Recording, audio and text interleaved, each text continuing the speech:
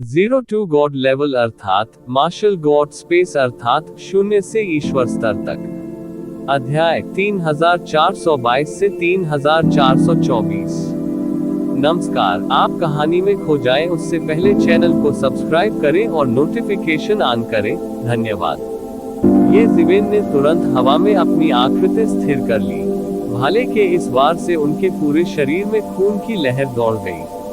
ये वास्तव में वैसा ही था जैसा हाइरॉक्स स्काईफायर ने कहा था। वह इसका विरोध करने के लिए केवल यूनिवर्स क्रिएशन पाम की रहस्यमयता पर भरोसा कर रहा था, लेकिन फिर भी कौशल के कारण पैदा हुए अंतर के कारण अभी भी उसके पूरे शरीर में खून बढ़ रहा था। हाइरॉक्स स्काईफायर वास्तव में भयानक था। वह उच्च स्तरीय विशेषज्ञ होने के योग्य थे। यदि वह तीसरे क्षेत्र के सामान्य शिखर का सामना कर रहा था, तो ये जिवेन को यूनिवर्स क्रिएशन पाम का उपयोग किए बिना कोई नुकसान नहीं होगा। यूनिवर्स क्रिएशन पाम के साथ वह बढ़त हासिल करने और प्रतिद्वंद्वी को दबाने में भी सक्षम होगा। उसके लिए एक सामान्य चतुर्थ क्षेत्र विशेषज्ञ का सामना करना इतना कठिन नहीं होगा। वह एक सामान्य चतुर्थ क्षेत्र विशेषज्ञ से भी अधिक भयानक था। यह एक अनुभवी स्वर्गीय भगवान का आतंक था। चाहे वह संचय हो या दायरे की समझ, वह ये जिवेन से ऊपर था। सामान्य परिस्थितियों में, जैसा कि आपने कहा था, मैं हार जाऊंगा। लेकिन क्या आप सचमुच सोचते हैं कि मैंने कुछ भी तैयारी नहीं की? ये जिवेन ठंडे स्वर में मुस्कुराए। उसने अपनी हथेली पलटी और उसके हाथ में एक विश्व वृक्ष फल दिखाई दिया। ये विश्व वृक्ष फल चमकदार और पारभासी था। इसमें अनंत सिद्धांतों की प्रतिभा समाहित थी। फिर उसने ये सब एक ही बार में निगल लिया। हाइरॉक्स स्काईफायर ने भी इसे देखा, लेकिन उन्होंने इसे दिल पर नहीं लिया। उसने रुखाई से कहा, तुम्हारे लिए अब खाना बेकार है। भले ही तुम थोड़े समय में अपने कौशल में कुछ प्रगति कर लो, ये बेकार होगा। तुम इस युद्ध में निश्चित रूप से मरोगे। वह एक सम्राट लॉर्ड को मारना चाहता था। इससे पहले कि वह अपना कदम बढ़ाता, उसने पहले ही इसकी तैयारी कर ली थी। इसे पूरा करना आसान नहीं होगा, लेकिन ये जिवेन को मारने का उसका संकल्प और भी दृढ़ हो गया था। यदि ऐसे व्यक्ति से यथाशीघ्र निपटा नहीं गया तो परिणाम और भी अकल्पनीय होंगे। हे, ये जिवेन मंद मंद मुस्कुराई। उसने केवल एक राजसी शक्ति को तुरंत अपने अंगों और हड्डियों में फैलते हुए महसूस किया। उनकी युद्ध शक्ति में लगातार सुधार हो रहा था।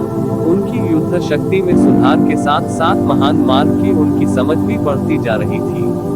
कानून संबंधी कई अंतर्दृष्टियां अचानक उसके दिमाग में उभर आई। इस विश्व वृक्ष फल में मूल रूप से कई कानून अंतर्दृष्टि शामिल थी। ये जिवेन के शरीर में उसका रहस्यमय स्थान तेजी से काम कर रहा था, जिससे ये जिवेन को समझने में मदद मिल रही थी। इसलिए ये जिवेन लगभग निर्बाध कनेक्शन प्राप्त कर सकता है। वह जहां भी आत्मसात करता, उसे समझ में आ जाता। इस समय वह एक ज्वालामुखी के समान था जो फूटने ही वाला था। वह हर बात को दबाने की पूरी कोशिश कर रहा था। हालांकि एक बार इसके फूटने के बाद शक्ति अकल्पनीय होगी। हाइरॉक्स स्काईफायर ने एक बार फिर अपनी चाल चली। उसने एक बार फिर अपनी आभा बढ़ा दी और पूरी तरह से दुनिया में विलीन होने वाला था। उसके शरीर से निकलने वाले अग्नि नियम स्वर्ग और पृथ्वी को विभाजित करने में सक्षम प्रतीत होते थे। ऐसा लगा मानो पूरी आकाशगंगा में सूर्य और चंद्रमा बदल जाएंगे। दूर बहुत से लोग कांप रहे थे, विशेषकर सम्राट जो इस युद्ध को देख रहे थे। हालांकि वे खुद से कहते रहे कि दिव्य आदरणीय सिर्फ मजबूत कृषक थे। जब उन्हें वास्तव में दिव्य आदरणीय आकाश अग्नि का आतंक महसूस हुआ, तो वे अनियंत्रित रूप से कांपने से बच नहीं सके। वह जीवन के बिल्कुल अलग स्तर का दमन था। ये बहुत भयानक है। निश्चित रूप से कोई कारण है कि हाइरॉक्स स्काईफायर इतने वर्षों तक अजेय बना रह सका। कई लोगों को लगा कि उनके रोंगटे खड़े हो गए हैं। ये जिवेन भी जोर से चिल्लाया। उनका विषम महान दाव एक महासागर की तरह था जो सब कुछ समायोजित कर सकता था। चाहे उसके सागर में किसी भी तरह का हमला हो, वह बेकार था। उसने अपने पैरों के नीचे एक विशाल सरणी पर कदम रखा। इस पर अनगिनत गति नियम उत्कीर्ण थे। ये गति नियम एक एक करके उभरे और प्रकट होकर इस विशाल सरणी में परिवर्तित हो गए। एक पल में ये जिवेन की गति चरम पर पहुंच गई। उसने अपने पैरों के नीचे इंग्रेड दांव निशानों पर कदम रखा और अपनी हथेली से उसका स्वागत किया। दोनों पक्ष आश्चर्यजनक ढंग से टकराए। दैवीय शक्ति की प्रचंड लहरें सर्वत्र फैल गईं। वह जहां जहां से गुजरा वहां भारी तबाही मची। आकाश फट गया था और यह सूखी घास फूस तोड़ने और सड़ी हुई लकड़ी को तोड़ने जैसा था। सौभाग्य से आकाशगंगा की गहराई में कोई जीवित प्राणी नहीं था, अन्यथा इन दो लोगों के हमलों की शक्ति बहुत आश्चर्यजनक होगी। यह उन्हें पूरी तरह से नष्ट करने के लिए पर्याप्त था। इन दोनों के युद्ध से लोग नष्ट हो जाएंगे। इस समय हाइरॉक स्काईफायर स्वर्गीय दाव के साथ विलीन हो गया था।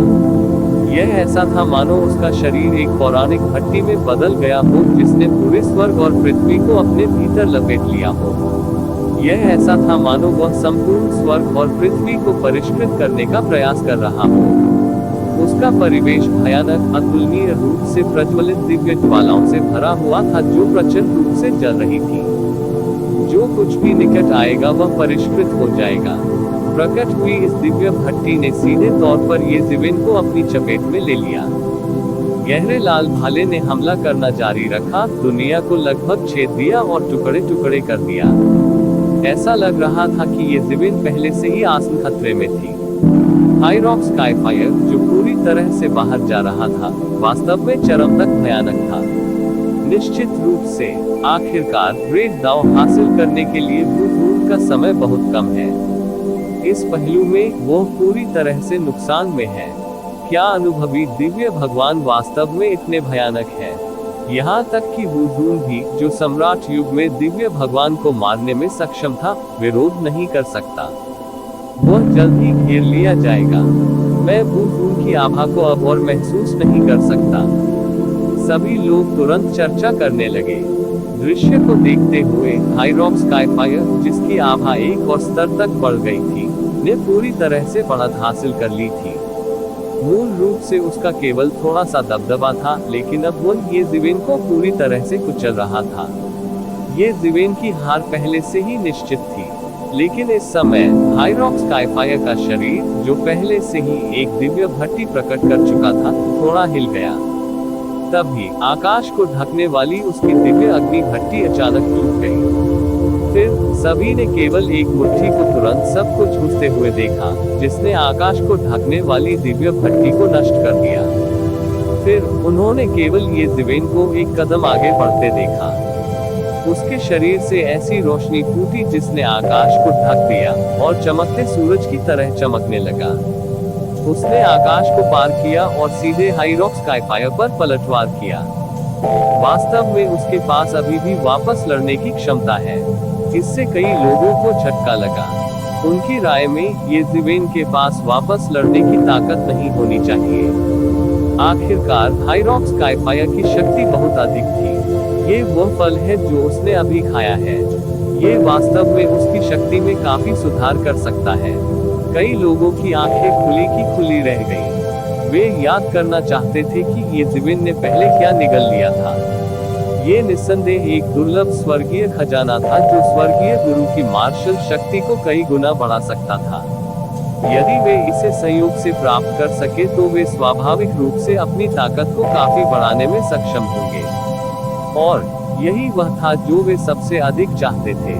ये जिवेन आग की लपटों में नहाए हुए देवता की तरह थे। वह स्वर्ग और पृथ्वी के बीच चलने वाला एकमात्र शासक था। उनके प्रदर्शन से हर कोई दंग रह गया। एकदम सन्नाटा था। चाहे वह दिव्य भगवान हो या सम्राट, वे इस समय भयभीत लग रहे थे। हाइरॉक स्काईफायर बार बार पीछे हट गया। ये जिवेन के पलटवार ने सीधे उसके घेरे को तोड़ दिया था और उसके घेरे को बुलबुले की तरह गायब कर दिया था। उनके चेहरे पर कुछ हद तक गरिमापूर्ण भाव दिखे। हालांकि उन्होंने अनुमान लगाया कि ये जिवेन ने जो फल निगल लिया, वह अनिवार्य रूप से उनकी ताकत बढ़ा देगा। उनकी राय में ये केवल थोड़े समय में ही उनकी ताकत में सुधार करेगा। इस तरह की चीज जो कम समय में दिव्य भगवान की ताकत में सुधार कर सकती थी, दुर्लभ थी, लेकिन अस्तित्वहीन नहीं थी। हालांकि ये जिवेन की ताकत में सुधार थोड़ा अतिरंजित था। सचमुच उसने एक क्षण में अपना घेरा और घेरा तोड़ दिया। उसकी गति एक पायदान बढ़ गई थी, लेकिन वह फिर भी ये जिवेन को दबा नहीं सका। ये देखा जा सकता है कि ये जिवेन ने अभी जो फल निगला था वह उपयोगी था। हालांकि उसके चेहरे पर जल्द ही शांति आ गई। आखिरकार बाहरी ताकतों पर भरोसा लंबे समय तक नहीं चल सकता। पदानुक्रम स्काईफायर के घेरे और घेरे को तोड़ने के बाद जो एक दिव्य भट्टी में बदल गया था, ये जिवेन बिल्कुल भी नहीं रुका। उसे यह जानने में भी कोई दिलचस्पी नहीं थी कि हाइरॉक स्काईफायर क्या सोच रहा था। एक पल में उसने अपनी हथेली हाइरॉक स्काईफायर की ओर पटक दी। एक अतुलनीय तेज दहाड़ सुनाई दी। हथेली सीधे हाइरॉक स्काईफायर के शरीर पर पड़ी। हाइरॉक स्काईफायर का शरीर अचानक अंतहीन धधकती रोशनी से भर गया, जिससे ये जिवेन की हथेली अवरुद्ध हो गई। हालांकि ऐसा टकराव केवल एक पल के लिए ही चला। एक पल में हाइरॉक स्काईफायर के शरीर से निकली रोशनी ये जिवेन को नहीं रोक सकी। वह सीधे ये जिवेन की हथेली से टकराया था। टकराना, हाइरॉक स्काईफायर लगातार पीछे हटता गया। उसका शरीर हिलाए बिना नहीं रह सका। उसका खून लगातार बढ़ रहा था। उसने लगभग एक और रक्तसार उगल दिया। कैसे? ये कैसे संभव है? अंततः उसके चेहरे पर अविश्वास की झलक दिखी। ऐसा इसलिए था क्योंकि वह स्पष्ट रूप से महसूस कर सकता था कि ये जिवेन की हथेली में स्पष्ट रूप से थोड़ा सुधार हुआ है। यही कारण है कि वह अचंभित हो गया और सीधे थप्पड़ मार दिया गया। यदि ये उसकी गहन साधना न होती, तो वह केवल इस हथेली के संपर्क में आ गया होता और बहुत बड़ी हानि उठाता। यह उस आधार पर सुधार था जिसमें ये जिवेन पहले ही सुधार कर चुकी थी। यही वजह थी कि वह हैरान रह गए। क्या ऐसा हो सकता है कि फल का सुधार अपनी सीमा तक नहीं पहुंचा हो? हालांकि उसके ज्यादा सोचने का इंतजार किए बिना ये जिवेन के हमले की अगली लहर एक पल में आ गई और एक ही बार में उसके शरीर पर हमला कर दिया। उसने तुरंत पलटवार करना शुरू कर दिया। उसने स्वर्ग और पृथ्वी को विघटित करते हुए सभी प्रकार की ज्वलंत विसंगतियों को खोला। उन्होंने ये जिवेन का विरोध करने के लिए कानूनों को शून्य में बदल दिया। हालांकि जितना अधिक उसने विरोध किया, वह उतना ही अधिक सदमे में आ गया। स्वर्गीय मास्टर स्तर के विशेषज्ञों को एक पल में सैकड़ों या हजारों बार लड़ना पड़ा। इस वजह से वह ये जिवेन की वृद्धि को स्पष्ट रूप से महसूस कर सकता था। इस प्रकार की वृद्धि बहुत आश्चर्यजनक थी, क्योंकि हर बार जब वे लड़ते थे तो वह ये जिवेन की वृद्धि को महसूस कर सकते थे। कुछ बार लड़ने के बाद उसे महसूस हुआ कि ये जिवेन में महत्वपूर्ण सुधार हुआ है। ये सबसे डरावनी बात थी। स्वर्गीय स्वामी अत्याचारी थे। उनकी कुशलताएं अनंत तारों वाले आकाश की तरह थी। इसका कारण ये भी था कि सारी खेती अत्यंत कठिन थी। प्रत्येक कदम आगे बढ़ाने के लिए बहुत सारे संसाधनों और बहुत सारे समय की आवश्यकता होती है। ये जिवेन के लिए इतने कम समय में बड़ी सफलता हासिल करना बिल्कुल असंभव था। यदि वह किसी नए दायरे में घुस जाता तो उसकी ताकत कई गुना बढ़ जाती। यह मौजूदा स्थिति से बिल्कुल अलग था। ये कैसे संभव है? वह फल कौन सा है? इसका इतना अद्भुत प्रभाव कैसे हो सकता है? हाइरॉक स्काईफायर ने इस समय जल्दी से कहा। आपने अभी इस पर ध्यान दिया है, लेकिन अब बहुत देर हो चुकी है। ये जिवेन जोर से हंसी। उनकी आभा ने भगवान की तरह पहाड़ों और नदियों को निगल लिया। प्रतिवेदन किसी भी खराब अनुवाद के बारे में हमें बताने के लिए टेक्स्ट का चयन करें और रिपोर्ट पर क्लिक करें। लेस देन पिछला सूचकांक अगला ग्रेटर देन ये जिवेन दिल खोलकर हंसे। उनकी आभा भव्य थी। इस समय उसने पहले ही अपनी आभा प्रकट कर दी थी और बढ़त हासिल कर ली थी। रहस्यमय स्थान के साथ वो लगभग एक ही समय में विश्व वृक्ष फल की शक्ति और कानून की समझ प्राप्त कर सकता था। उसे इसे समझने के लिए समय बर्बाद करने की आवश्यकता नहीं थी। इसलिए उसकी ताकत में बहुत तेजी से सुधार हुआ। हर बार जब वे लड़ते थे, दिव्य लॉर्ड स्काईफायर ये जिवेन की ताकत में सुधार महसूस कर सकते थे। इसी तरह ये जिवेन भी अपनी ताकत में सुधार को स्पष्ट रूप से महसूस कर सकते थे। इसके बारे में कोई संदेह नहीं था। इस तरह की लड़ाई बिल्कुल लापरवाही भरी थी। हर बार बढ़ती क्यूई और रक्त ने उसके भौतिक शरीर को धोया, इसने उसके भौतिक शरीर को और अधिक अत्याचारी बना दिया, और उसके कौशल में और भी सुधार हुआ। ऐसा परिवर्तन लगभग हर मिनट और हर सेकंड में हो रहा था, क्योंकि हर मिनट और हर सेकंड विश्व वृक्ष फल की शक्ति को पचा रहा था, और फिर उसे अपनी ताकत बढ़ाने के लिए परिवर्तित कर रहा था। अगर ऐसा कहा जाता था कि शुरुआत में दिव्य लॉर्ड स्काईफायर का पलड़ा भारी था, तो जैसे जैसे समय बीतता गया, ये जीवेन धीरे धीरे पूरी तरह से घाटे में रहने से धीरे धीरे समान रूप से बराबरी पर आ गया था। हर टक्कर उसके लिए दांव को सत्यापित करने का समय थी। काफी समय हो गया था जब उसे ऐसी हार्दिक लड़ाई महसूस हुई थी। वह अच्छा कैसे महसूस नहीं कर सकता। ये वुजून धीरे धीरे संतुलन प्राप्त कर रहा है। हर कोई मूर्ख नहीं था। उन्हें तुरंत एहसास हुआ कि ये शिवेन धीरे धीरे संतुलन हासिल कर रही थी। शुरुआत में ऐसा नहीं था कि उन्हें लगभग दबा दिया गया था। सभी को तुरंत एहसास हुआ कि यह फल का प्रभाव होना चाहिए। बात बस इतनी सी थी कि फल में ऐसा असर था जिसने हर किसी को हैरान कर दिया। हालांकि कई लोगों ने बहुत देर तक सोचा, लेकिन अंत में वे अभी भी ये पता नहीं लगा सके कि फल क्या था। यहाँ तक कि कई अनुभवी और जानकार दिव्य आदरणीय भी नहीं जानते थे। उन संप्रभु सम्राटों की तो बात ही छोड़ दे। वे केवल अनुमान लगा रहे थे और इसकी तुलना उन स्वर्गीय खजानों से कर रहे थे जिन्हें वे जानते थे, लेकिन वे अभी भी ये पता नहीं लगा सके कि यह क्या था। हालांकि धीरे धीरे उन्हें एहसास हुआ कि कुछ गड़बड़ है। ये जीवेन की ताकत धीरे धीरे बढ़ रही थी, लेकिन उनमें कमजोरी के कोई लक्षण नहीं दिखे। उसके शरीर में क्यूई और रक्त अंतहीन थे और लगातार बढ़ रहे थे। ये कम समय में ताकत में जोरदार वृद्धि जैसा महसूस नहीं हुआ। इसके विपरीत शक्ति वृद्धि के प्रत्येक बिंदु को लगातार और निश्चित रूप से किया गया था। हालांकि गति तेज थी, स्थिरता की यह डिग्री अचूक थी। जबकि वे सदमे में थे, पूरी स्थिति पूरी तरह से बदल गई थी।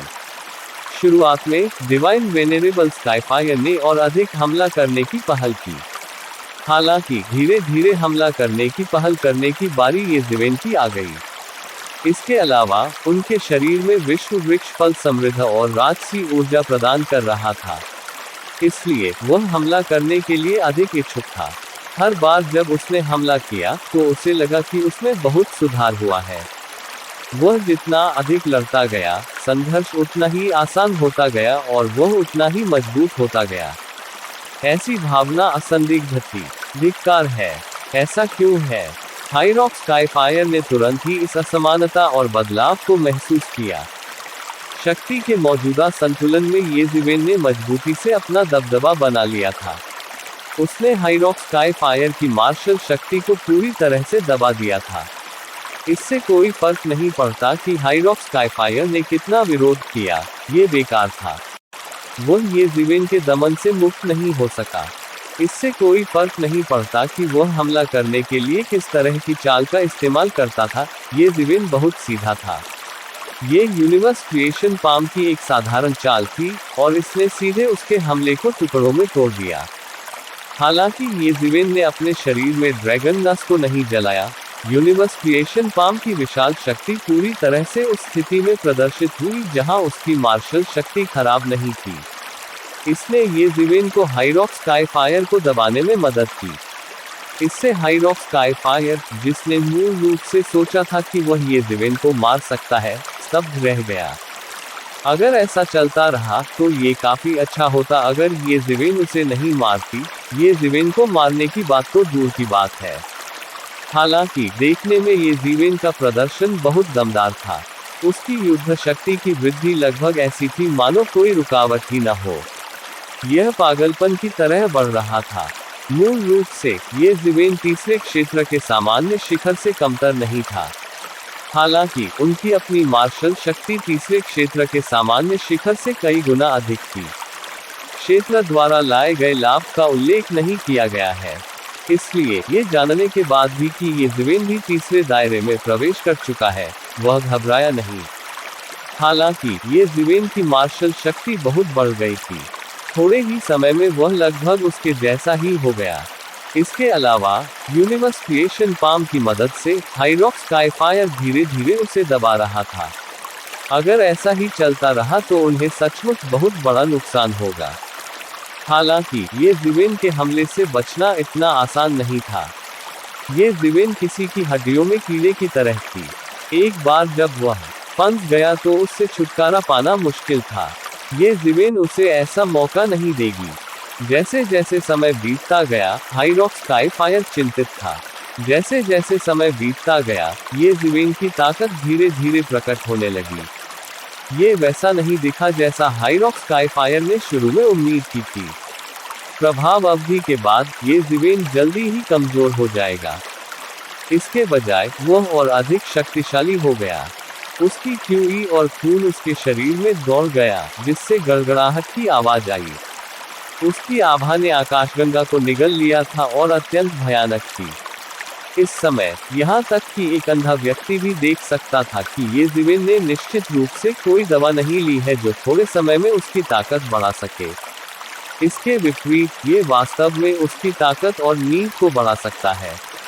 हालांकि हाइरॉक्स स्काईफायर को यह नहीं पता था कि ये ज़िवेन को ये कहां से मिला, लेकिन जाहिर तौर पर अब ये कोई समस्या नहीं थी। या यूं कहें कि यह अब सबसे महत्वपूर्ण समस्या नहीं रही। आखिरकार ये ज़िवेन की आभा चरम पर पहुंच गई। उसकी चालें किसी की कल्पना से भी अधिक तेज थी। एक पल में वह पहले से ही हाइरॉक्स स्काईफायर के सामने पहुंच गया था और सीधे उसके सभी बचावों को तोड़ दिया था। टकराना। ये ज़िवेन की हथेली गिरी और सीधे हाइरॉक्स स्काईफायर की छाती पर लगी। पफ। इस बार हिट होने के बाद हाइरॉक्स स्काईफायर में सिर्फ उसकी क्यूई और खून नहीं बह रहा था। उसने मौके पर ही मुंह से खून उगल दिया।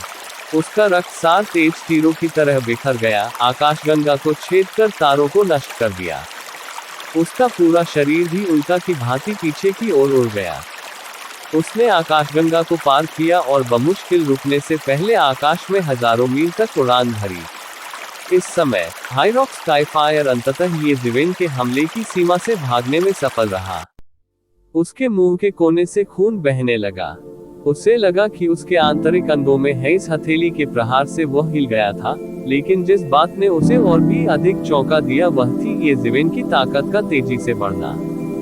उसकी मार्शल शक्ति लगभग उसके ही स्तर पर पहुंच जाने के बाद न केवल वह रुकी नहीं, बल्कि इसके विपरीत वह सीधे एक ही झटके में उससे आगे निकल गई। ये ताड़ का प्रहार उसके पिछले किसी भी ताड़ के प्रहार से अधिक भयानक था। और ये ज़िवेन अभी तक अपनी सीमा तक नहीं पहुंची थी। ये सबसे भयावह हिस्सा था। अगर ऐसा ही चलता रहा तो ये भयानक होगा। ये ज़िवेन ने पीछा करने के लिए अपनी जीत का फायदा नहीं उठाया। उसके लिए परिणाम वही था। यदि हाइरॉक्स स्काईफायर केवल अपनी चोटों से उबरने के लिए समय की देरी करना चाहता है, तो यह अर्थहीन होगा। ऐसा इसलिए था क्योंकि जब वह अपनी चोटों से उबर रहे थे, ये ज़िवेन की खेती भी आश्चर्यजनक गति से बढ़ रही थी। तीसरे क्षेत्र का सामान्य शिखर तो बस शुरुआत थी। हाइरॉक्स स्काईफायर तीसरे क्षेत्र के सामान्य शिखर से कई गुना अधिक मजबूत था। हालांकि ये ज़िवेन के लिए यह अंत नहीं था। वह अभी भी सुधार कर रहा था। उसे लगा कि उसकी सीमा अभी यहाँ नहीं थी। इस समय जो नींव उन्होंने पहले रखी थी, उसने पूरी तरह से उनके मूल्य को प्रतिबिंबित किया था। और यदि उसके पास पहले से कोई ठोस आधार नहीं था, तो उसकी इतनी आश्चर्यजनक प्रगति कैसे हो सकती थी। जैसे जैसे उसकी ताकत बढ़ती गई, ये ज़िवेन के दिल में आत्मविश्वास बढ़ता गया। ऐसा इसलिए था क्योंकि वह जानता था कि इतनी भयानक ताकत के साथ हाइरॉक्स स्काईफायर का कोई भी प्रतिरोध व्यर्थ होगा। यह कई अनुभवी दिव्य आदरणीयों ने उन दोनों के बीच लड़ाई देखी और कौंधने लगे। हाइरॉक्स स्काईफायर ने तीसरे क्षेत्र के महान दाव का लगभग अनुमान लगा लिया था। अन्यथा वह ऐसी चौंकाने वाली युद्ध शक्ति का प्रदर्शन नहीं कर पाता। वह सामान्य तृतीय क्षेत्र से कई गुना अधिक शक्तिशाली था।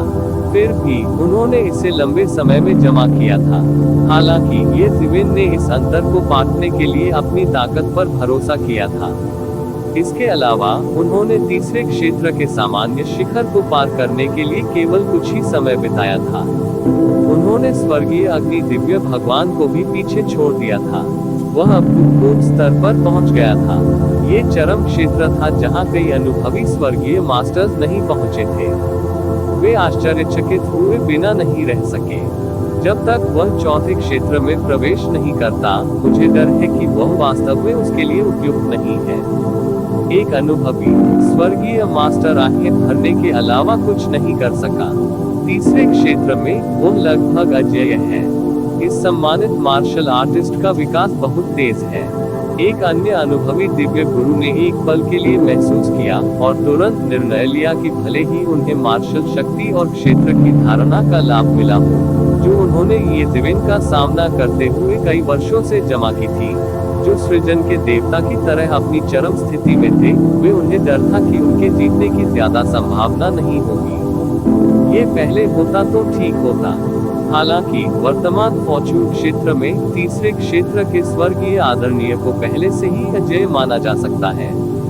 इसके अलावा वह तीसरे क्षेत्र पर हावी हो सकता है। ये कहा जा सकता है कि ऐसे बहुत से स्वर्गीय पूज्य नहीं थे जो उसे रोक सके। कई लोगों ने ये दिव्यन का ऐसा अद्भुत प्रदर्शन देखा था और संकट की तीव्र भावना महसूस की थी। उन्हें जल्द से जल्द इससे बाहर निकलने का रास्ता खोजना होगा, अन्यथा अगर ऐसा ही चलता रहा तो वे एक एक करके इन कनिष्ठों से आगे निकल जाएंगे। आजकल अधिक से अधिक युवा और भयानक जूनियर्स थे। यह अवश्यंभावी था कि उन्हें यह एहसास हो रहा था कि नई पीढ़ी पुरानी पीढ़ी का स्थान ले रही है और पुरानी पीढ़ी समुद्र तट पर मर रही है। हेरात स्काईफायर, तुम्हारी सबसे बड़ी गलती ये थी कि तुमने मुझे शुरुआत में नहीं मारा। हालांकि अब तुम्हारे पास ऐसा कोई अवसर नहीं है। ये दिव्यन की अभिव्यक्ति और अधिक उदासीन हो गई। वह महसूस कर सकता था कि उसकी ताकत अभी भी लगातार बढ़ रही थी। इसे अभी चरम पर पहुंचना बाकी था।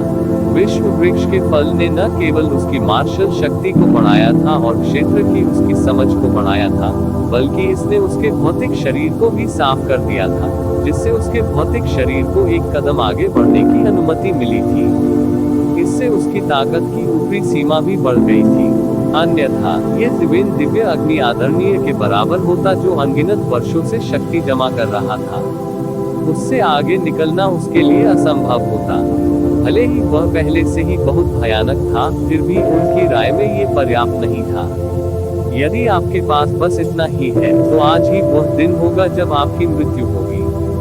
प्रतिवेदन टेक्स्ट का चयन करें और हमें इसके बारे में बताने के लिए रिपोर्ट पर क्लिक करें। कोई खराब अनुवाद। लेस देन पिछला सूचकांक अगला ग्रेटर देन ये दिव्यन को महसूस हो सकता था कि वह तीसरे क्षेत्र में एक अभूतपूर्व स्तर तक पहुंच गया है। उसकी शक्ति निरंतर बढ़ती और बढ़ती रही। विश्व वृक्ष फल की ऊर्जा बहुत अधिक प्रबल थी। इससे उसकी शक्ति बढ़ गई, उसका स्तर बढ़ गया, उसका शरीर शुद्ध हो गया और उसे और भी अधिक शक्ति प्राप्त करने की अनुमति मिल गई। वह उस स्तर पर पहुंच गया जहां पहले या उसके बाद कभी कोई नहीं पहुंचा। इसलिए वह हाइरॉक स्काईफायर के पलटवार के बारे में चिंतित नहीं था। कोई भी पलटवार उसके लिए कोई मायने नहीं रखता था। जब तक हाइरॉक स्काईफायर ने चौथे दायरे में प्रवेश नहीं किया, तब तक यह उसके लिए अर्थहीन था। सब कुछ उसके नियंत्रण में था। वह हाइरॉक स्काईफायर के प्रतिशोध से नहीं डरता था। समय के लिए रुकना भी मामूली बात थी। ऐसा इसलिए था क्योंकि समय के साथ साथ वह और मजबूत होते जाएंगे।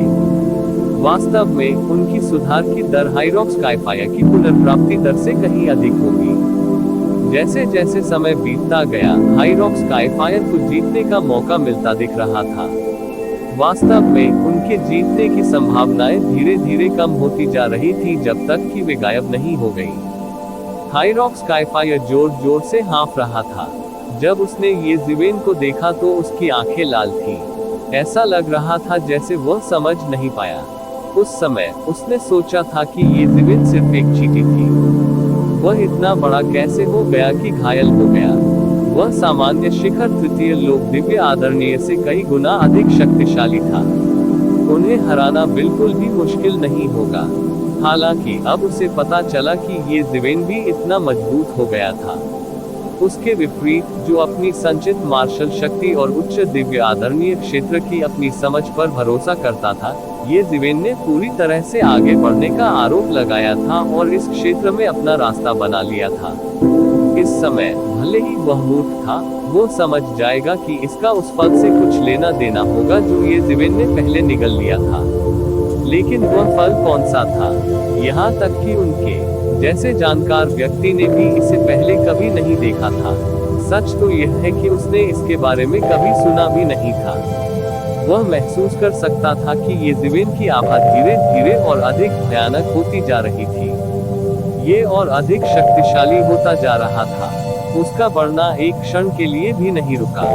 ऐसा लग रहा था मानो कोई ऊपरी सीमा नहीं है। ये सबसे भयानक चीज थी, और यही वह चीज भी थी जिसका उसे सबसे अधिक डर था। जैसे जैसे उसकी ताकत बढ़ती गई, ये जिवेन की आभा और भी मजबूत होती गई, यहाँ तक कि यह उसे पूरी तरह से दबा रहा था। अगर ऐसा ही चलता रहा तो उसे डर था कि उसे हमला करने का मौका भी नहीं मिलेगा। उन्होंने इतने वर्षों तक दुनिया की यात्रा की थी और कभी भी ऐसी परेशानी वाली स्थिति का सामना नहीं किया था। इससे वह थोड़ा हताश महसूस करने लगा। ये जिवेन की मुस्कान में थोड़ी उदासीनता और थोड़ा उपहास भी था। विशेषकर उसकी आंखों में चकाचौंध थी। उसे केवल यह महसूस हुआ कि उसका ताओवादी हृदय, जो अनगिनत वर्षों से शांत था, एक विशाल लहर के साथ ऊपर नीचे हो रहा था। हाइरॉक्स काइफायर के शरीर का सारा खून एक बिंदु पर संघनित हो गया। एक पल में उसे लगा जैसे वह उन बेड़ियों को तोड़ने वाला है जिनमें वह अनगिनत वर्षों से फंसा हुआ था। भले ही ये केवल एक पल के लिए ही क्यों न हो, यह उसे अतीत में उसके पास मौजूद शक्ति को पुनः प्राप्त करने और उसके सामने इस व्यक्ति को पूरी तरह से नष्ट करने की अनुमति देगा। पलक झपकते ही उसका खून और क्यूई सीमा तक संघनित हो गए और वाष्पित हो गए। उसके रक्त और क्यूई द्वारा लाई गई भयानक ऊर्जा अंततः स्वर्गीय दास के दमन को तोड़कर उस लंबे समय से खोए हुए क्षेत्र में पहुंच गई। भले ही यह एक छोटी सी दरार थी, ये पर्याप्त था। दरार से निकलने वाली भयानक ऊर्जा के कारण वह तुरंत उसमें डूब गया। हालांकि जैसे ही यह भावना उसके पूरे शरीर में फैलने वाली थी, प्रकाश की एक किरण आकाशगंगा के सुदूर किनारे से उड़कर आई। वह एक हथेली में बदल गया जो आकाश में उड़ गया और नीचे गिरा, सीधे उसके शरीर से टकराया। टकराना, एक भयानक हथेली का बल तरंगित हुआ। एक पल में इसने तेज की करोड़ों किरणें उत्सर्जित कर दी। संपूर्ण ब्रह्मांड तेज से भर गया, अनगिनत झरनों में बदल गया जो सीधे फैल गए। और इस हथेली के केंद्र में हाइरॉक्स काइफायर ने सीधे पुराने खून का एक कौर उगल दिया। जो गति अभी बढ़ रही थी वह अचानक बाधित हो गई। वह दरार जो मूल रूप से अंतहीन रक्त द्वारा खुल गई थी और क्यूई को तुरंत सील कर दिया गया था। उनके शरीर पर रक्त के साथ तेज की असंख्य किरणें बिखर गईं। उसका पूरा शरीर उड़ गया और सीधे एक विशाल तारे से जा टकराया, जिससे तारा चकनाचूर हो गया। पाउडर जब वह आगे बढ़ रहा था, अंततः उसने अपनी सबसे बड़ी खामी प्रकट की, और ये जिवेन ने ऐसे अवसर का लाभ उठाया और अचानक विस्फोट हो गया, जिससे सीधे तौर पर हाइरॉक्स काइफायर घायल हो गया। इस हथेली के नीचे तमाम तरह की विचित्र घटनाएं प्रकट होती हैं। प्रकाश की अनगिनत धधकती किरणें आपस में टकराईं, जिससे एक भयानक ऊर्जा तूफान बन गया। पूरी आकाशगंगा कांप रही थी और कांप रही थी। असंख्य प्राणी दोनों के दबाव से कांप रहे थे, विरोध करने का साहस ही नहीं कर रहे थे। ये जिवेन ने जबरदस्त आरोहण के क्षण में अवसर का लाभ उठाया। कई अनुभवी स्वर्गीय संतों ने ठंडी हवा का झोंका लिया। वे चौथे स्तर या उससे ऊपर के विशेषज्ञ हुआ करते थे, लेकिन स्काई पास क्लेश के कारण वे तीसरे स्तर पर आ गए थे। कम समय में स्काई पास लॉक को तोड़ना उनका सबसे बड़ा तुरुप का इक्का था। हालांकि उन्हें एक दर्दनाक कीमत चुकानी पड़ी, और हर बार जब उन्होंने आगे बढ़ने की कोशिश की तो अनंत मात्रा में जीवन शक्ति का उपभोग किया। वे अस्थायी रूप से अपनी पूर्ण ताकत हासिल कर सकते थे, जो उनके सामने दुश्मन को खत्म करने के लिए पर्याप्त थी। लेकिन अब ये जिवेन ने आरोहण के क्षण में अवसर का लाभ उठाया और उन्हें गंभीर रूप से घायल कर दिया। क्या इसका मतलब यह है कि वे भविष्य में ये जिवेन के सामने कभी भी आगे नहीं बढ़ पाएंगे? अन्यथा वे मौत को दावत दे रहे होंगे। इससे कोई फर्क नहीं पड़ता कि उनका सबसे बड़ा तुरुप का पत्ता कितना शक्तिशाली था, अगर इसका उपयोग नहीं किया जा सका तो ये सब नकली था। ये सोचते सोचते उन्हें केवल अपनी पीठ पर ठंडक का एहसास हुआ। अगर यह जारी रहा तो उन्हें डर था कि उन्हें ये जीवन से बचना होगा, जब तक वे अड़चन को तोड़ने में सफल नहीं हो जाते, अन्यथा चौथे दायरे के तहत सबसे मजबूत व्यक्ति का खिताब उसी का होता। ऐसा हो ही नहीं सकता। पदानुक्रम स्काईफायर दहाड़ उठा। उसकी गर्जना से उसके चारों ओर अनगिनत उल्काएं ढह गईं। जैसे ही वह अपने जीवन के शिखर पर चढ़ने वाला था, उसे रोक दिया गया। और जिस व्यक्ति ने उसे रोका वह ये जीवेन था। खुश ये जीवेन अचानक उसके सामने आ गई। उसने बस उसकी ओर उदासीनता से देखा और कहा, क्या तुम्हें लगता है कि मैं तुम्हें ऊपर चढ़ने का अवसर दूंगा? ये जीवेन के शरीर ने एक दमनकारी दबाव जारी किया। ये बेहद डरावना था। वो संपूर्ण ब्रह्मांड के केंद्र की तरह था और सभी तारे उसके चारों ओर घूम रहे थे। वह संसार का रचयिता था। जैसे ही वह बोला, उसने धीरे से अपनी हथेली नीचे की ओर थपथपाई। पतली हथेली नीचे पटक दी, चुपचाप एक बेहद भयानक दृश्य प्रकट कर दिया। वह जहां भी गुजरा, स्थान, समय और कानून सभी ध्वस्त हो गए। हालांकि कोई आवाज नहीं थी। ऐसा इसलिए था क्योंकि ध्वनि नियम भी एक पल में ध्वस्त हो गए थे और प्रसारित नहीं किए जा सके थे। हाईरॉक स्काईफायर दहाड़ने लगा और गुर्राने लगा। वह संघर्ष करना चाहता था, लेकिन ये बेकार था। ये हथेली बहुत ही भयानक थी। इसने अकल्पनीय शक्ति से प्रहार किया। टकराना, मौके पर ही उसकी हड्डियां टूट गईं। विश्व के मध्य में रक्त खिल उठा। उसका पूरा शरीर लगभग नष्ट हो गया था। उसका खून सूख गया और उसकी आत्मा चकनाचूर हो गई। वह भयंकर रूप से जल रहा था। पूरी आकाशगंगा जोर जोर से कांप उठी। ये जीवेन ने अपनी हत्यारी चाल का इस्तेमाल किया था और इसमें अतुलनीय रूप से भयानक ताकत थी। मूल रूप से ये जीवेन की ताकत हाईरॉक स्काईफायर जितनी अच्छी नहीं थी। हालांकि वह मुश्किल से कॉस्मिक क्रिएशन पाम की शक्ति का सामना कर सका। भले ही वह हाईरॉक स्काईफायर से टकरा जाए, उसे चोट पहुंचाना मुश्किल होगा। ज्यादा से ज्यादा इससे उसका खून कांप उठेगा। हालांकि अब यह अलग था। ये जीवेन पहले ही स्वर्गीय अग्नि देवता से आगे निकल चुकी थी। वह उससे पूरी तरह आगे निकल चुका था। उन्होंने उस क्षेत्र में कदम रखा था जहां पहले कभी कोई नहीं पहुंचा था। वह तीसरे क्षेत्र में अत्यंत शक्तिशाली था। उसकी हर चाल में बहुत ताकत थी। वह केवल एक हथेली के प्रहार से स्वर्गीय अग्नि देवता को घायल कर सकता था। उनकी ताकत में सुधार हो रहा है और यह बहुत तेजी से सुधार रहा है। फॉर्च्यून के स्वर्गीय महल में कहीं पूर्वी भिक्षु ने अपनी स्वर्गीय आंख खोली और स्थिति के विकास को देखते हुए कहा। ये जीवेन ने उसे बहुत सारे आश्चर्य दिए थे। इसके अलावा और भी बहुत कुछ थे। मूल रूप से उसने सोचा कि यह पहले से ही आश्चर्यजनक था कि वह हाईरॉक स्काईफायर से मुकाबला कर सका। अब ऐसा लग रहा था कि वह लगभग अजेय था। इस युग में जहां अधिकांश स्वर्गीय पूज्य तीसरे क्षेत्र में फंसे हुए थे, सहायक के रूप में तीसरे क्षेत्र में ऐसे अजेय गुरु के होने के लाभ स्वाभाविक रूप से कल्पनाशील थे। और ये जीवेन के पास ऐसी युद्ध शक्ति थी। जब वह भविष्य में मध्य स्वर्गीय पूज्य बन गया, तो यह निस्संदेह बहुत अधिक होगा। पूर्वी पूज्य बनना आसान है। उस समय वह पूर्वी आदरणीय का समर्थन प्राप्त करने में सक्षम होगा और वास्तव में फॉर्च्यून गॉड राजवंश की शक्ति का उपयोग करेगा। वह कुछ ऐसा करने में सक्षम होगा जो प्राचीन काल से कोई नहीं कर पाया है। ये सिर्फ पूर्वी आदरणीय नहीं था। इस युद्ध को कई लोग भी देख रहे थे। उन्होंने ये शिवेन को ऐसे देखा जैसे वह कोई भगवान हो। उसने हाईरॉक स्काईफायर को आसानी से घायल कर दिया था। उन्होंने ये जीवेन के अपने मूल्यांकन को एक के बाद एक समायोजित किया। कई लोग तो ये भी सोच रहे थे कि क्या उन्होंने ये जीवेन को नाराज कर दिया है। वे केवल ये जीवेन के विरुद्ध अपनी कुछ मूल योजनाओं पर ही रोक लगा सके। क्या मजाक। ये जीवेन तीसरे क्षेत्र के बीच बहुत भयानक था। हाईरॉक स्काईफायर, जिसे उड़ा दिया गया था, ने सीधे आकाशगंगा में एक बड़ी दरार बना दी।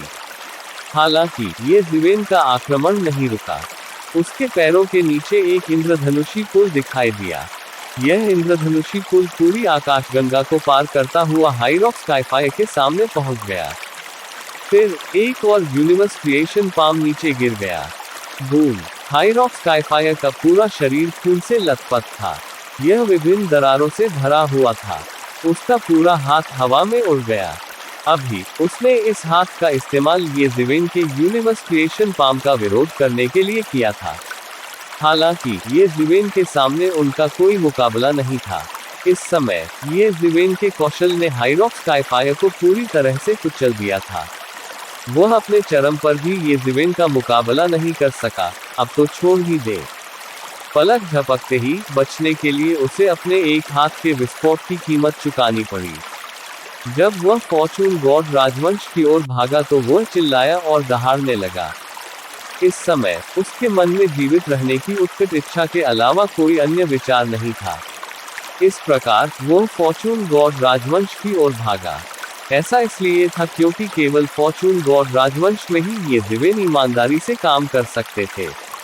तभी वह भाग सका और तियानदुन्नान की सुरक्षा प्राप्त करने के लिए दक्षिणी क्षेत्र में वापस भाग सका।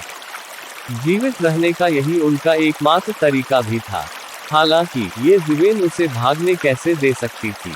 उसने इंद्रधनुष पुल पर कदम रखा और पार कर गया। दूसरी ओर उसने अपनी हथेली पलटी और उसे एक अतुलनीय विशाल मार्शल सम्राट सील में बदल दिया। इसमें 3000 मार्शल दाव आशीर्वाद शामिल थे। ये भयंकर रूप से गिरा और सीधे हाइरॉक्स स्काईफायर के शरीर पर तमाचा मारा। पफ! हाइरॉक्स स्काईफायर का भौतिक शरीर मौके पर ही फट गया।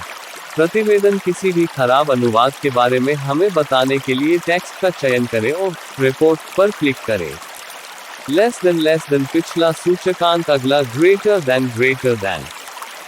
इसी प्रकार के अपडेट्स लेते रहने के लिए हमारे चैनल ऑडियो बुक्स 108 को सब्सक्राइब करें और नोटिफिकेशन ऑन करें। धन्यवाद।